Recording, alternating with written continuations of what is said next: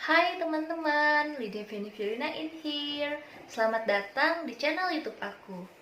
Kali ini aku akan sharing mengenai mata kuliah perilaku konsumen, di mana bab yang aku bahas yaitu mengenai pandangan individual konsumen.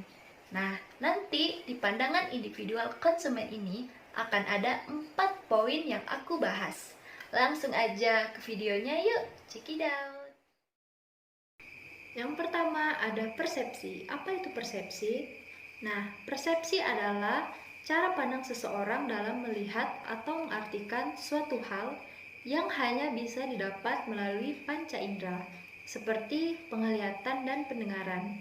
Menurut Kotler, persepsi adalah proses saat seseorang memilih, mengorganisasi, serta menginterpretasikan informasi yang datang menjadi suatu arti sendiri untuk menciptakan gambaran secara keseluruhan. Maksud dari informasi tersebut adalah segala sesuatu yang masuk serta menciptakan sensasi bagi seseorang. Contohnya produk, kemasan, merek, dan iklan. Selanjutnya kita masuk ke persepsi konsumen. Apa itu persepsi konsumen? Persepsi konsumen adalah proses saat konsumen memilih, mengorganisasi, serta menginterpretasikan informasi menjadi suatu arti tersendiri bagi dirinya. Karena persepsi manusia sangat dipengaruhi oleh faktor internal seperti pengalaman, kebutuhan, nilai yang dianut, serta pengharapan, dan faktor eksternal seperti situasi, penampilan produk, serta sifat stimulus. Persepsi konsumen ini contohnya seperti ketika seorang menonton televisi dan melihat iklan baju. Konsumen mendapat stimulus dari indera penglihatan dan pendengaran. Stimulus dari indera penglihatan terjadi saat konsumen melihat model, memperkirakan bahan pakaiannya. Sedangkan stimulus dari indera pendengaran berlangsung ketika konsumen mendengar musik dan tagline. Kepribadian konsumen. Apa sih kepribadian konsumen? Nah, kepribadian sendiri didefinisikan sebagai ciri-ciri kejiwaan dalam diri yang menentukan dan mencerminkan bagaimana seseorang menanggapi lingkungannya. Kepribadian mempengaruhi pilihan seseorang terhadap produk. Sifat-sifat yang mempengaruhi cara konsumen merespon usaha promosi para pemasar dan kapan, di mana, serta bagaimana sifat mereka mengkonsumsi produk dan jasa tertentu.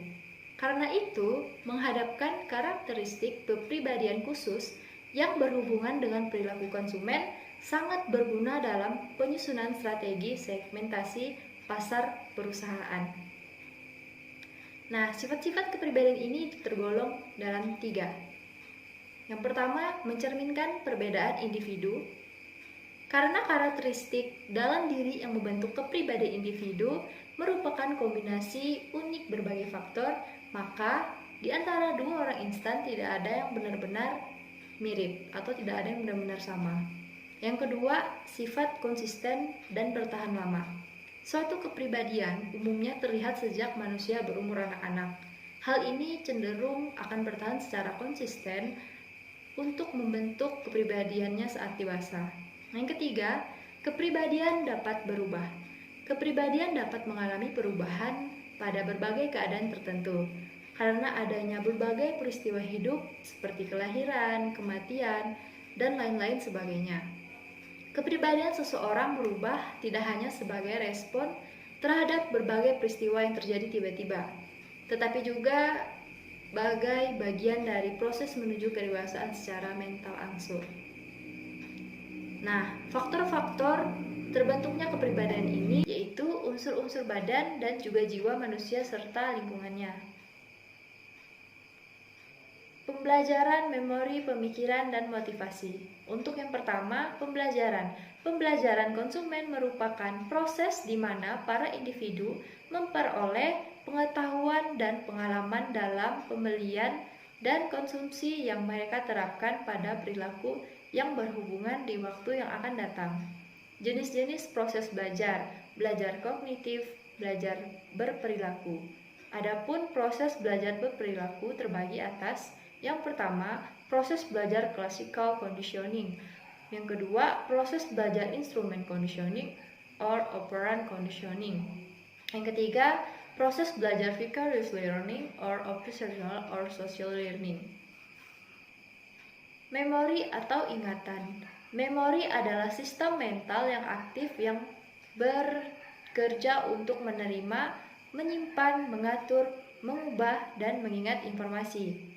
Memori terdiri dari dua komponen yang saling terkait, jangka pendek dan memori jangka panjang.